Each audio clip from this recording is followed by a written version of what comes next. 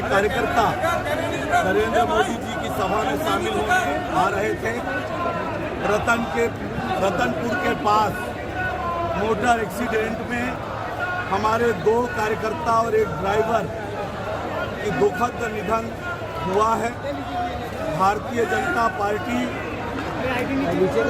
मृतकों के प्रति अपनी संवेदना व्यक्त करती है। मैं उन्हें विनम्र श्रद्धांजलि अर्पित करता हूं।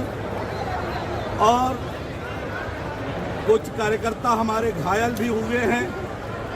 भारतीय जनता पार्टी की ओर से तीनों मृतकों को 5-5 लाख रुपए उनके परिजनों को देने की घोषणा करता हूं। और जो घायल हुए हैं हमारे पदाधिकारी उन तक पहुंच गए हैं, उनके इलाज की चिंता कर रहे हैं। हम उनके भी इलाज की चिंता करेंगे।